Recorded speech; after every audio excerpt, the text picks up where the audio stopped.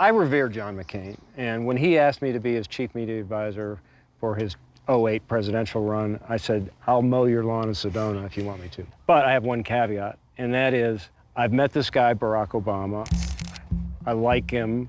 I don't agree with all his politics, but he's going to run for the Democratic nomination. If he gets it, I would be uncomfortable being the tip of the spear attacking this guy. I mean, I think his candidacy would be good for the country. So I walked away from the campaign.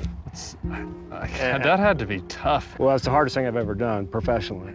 You know, it's just sort of a foreshadowing that things were going to get ugly. Yeah. That the party was headed, and that McCain would be kind of dragged in a direction that I wouldn't have been totally comfortable with. And sure enough, he picks Sarah Palin. And that's, to me, where things really began to go off the rails for the Republican Party. When they called me in like October and said, you know, Mayday, Mayday, McKinnon, we need you. So I said, I'll come down for one night and do some debate prep. And we're at the ranch. She comes rolling in with her posse and a ton of personality. Gets right up in my face. Like, you're the traitor that walked away from the campaign. I'm like, oh. Really? You know, you sort of got it. It's like, this woman's got she's got some juice.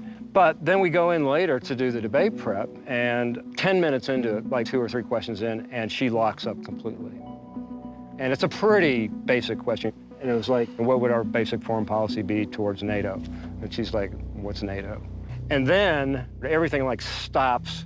We all walk outside. Mark Wallace stares at me. He's like, what do you think? I said, oh God, we are fucked. So I went back in and I saw a side of her not many people see. She was a sobbing, wet mess. I mean, she was like, I can't do this. I'm gonna embarrass McCain. I'm gonna embarrass the party. I'm gonna embarrass the country. But 4 or 5 nights later. Nice to meet you. Hey, can I call you Joe? Okay, good. She cleared the bar, which is all you got to do in a debate, right? It's all about expectations. And she beat expectations. The interesting thing to me about that story is it shows Sarah Palin the human, because I think it was a bottom-up thing that turned her into what she became, right? She's out there at those stages at the events. What are the people cheering for?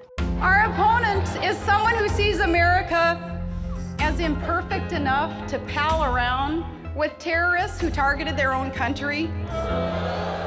Right, the voters didn't want a campaign finance reform Sarah Palin, right? They wanted the anti-elite grievance Sarah Palin. Yeah. Well, and to me, it's just that's the critical point that I look at. I mean, lots of things have happened over the last decade or two to bring us to where we are today.